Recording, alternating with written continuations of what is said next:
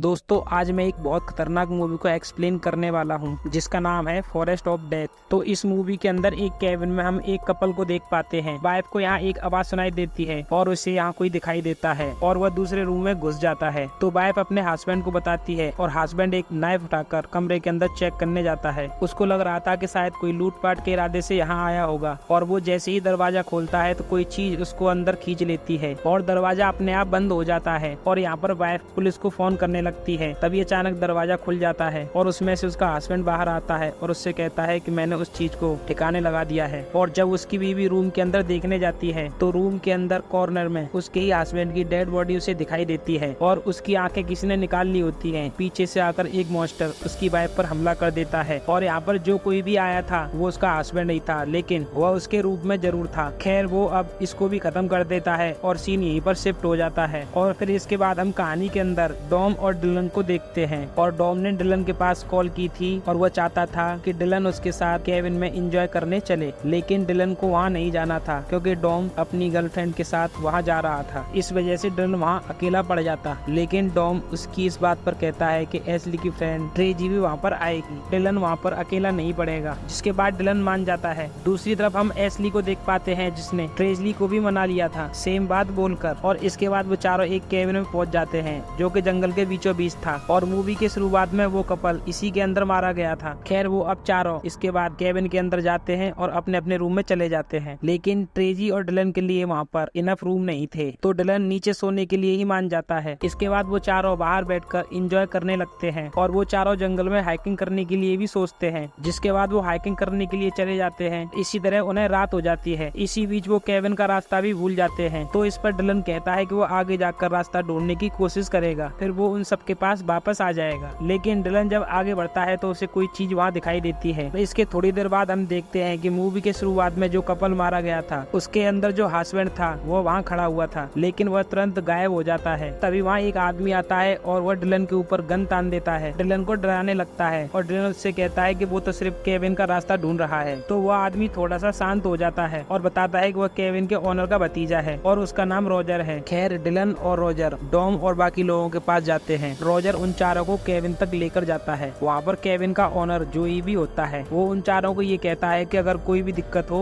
तो वो उन्हें कॉल करें। ये बात कर जोई और रॉजर वहाँ से निकल जाते हैं। खैर इसके बाद ये चारों अब केबिन के अंदर जाते हैं और खाने के लिए वहाँ कुछ ढूंढने लगते हैं। तभी उन्हें वहाँ पर मार्शमैलोन का एक पैकेट मिलता है और वो चारों बाहर कैंपिंग करने का सोचते हैं। तो इसलिए डॉम और डिलन जंगल में से लकड़ियाँ इकट्ठा करने के लिए चले जाते हैं और वो लकड़ियों को लेकर वापस आ जाते हैं और वहाँ आग जलाने की कोशिश करते हैं, लेकिन यहाँ पर आग नहीं जलती है। इसलिए डॉम यहाँ एक ऐसी चीज ढूंढने लगता है जिसे आग आसानी से पकड़ ले। और ऊपर से एशली और ट्रेजी डिलन को देख रही होती हैं। यहाँ पर ट्रेसी बताती है कि उसे डिलन पसंद है और तभी वहाँ पर डिलन को फ्यूल के कैन मिल जाते हैं तो वह उनसे आग जलाने की कोशिश करने लगता है। तभी जंगल की ओर से डॉम डिलन को बार बार आवाज लगा रहा था और यहाँ पर डिलन आग जला लेता है, लेकिन वह पीछे मुड़कर देखता है तो वहाँ डॉम नहीं होता है क्योंकि डॉम तो केबिन के अंदर था और जो आवाजें जंगल की ओर से आ रही थी वो डॉम की नहीं थी। खैर डिलन ज्यादा ध्यान नहीं देता और वो चारों दोबारा से एंजॉय करने लगते हैं। अब थोड़ी देर के बाद डॉम उठकर केबिन के अंदर ड्रिंक लेने जाता है। उसे वहाँ रॉजर मिलता है जो डॉम के लिए एल्कोहल लेकर आया था। खैर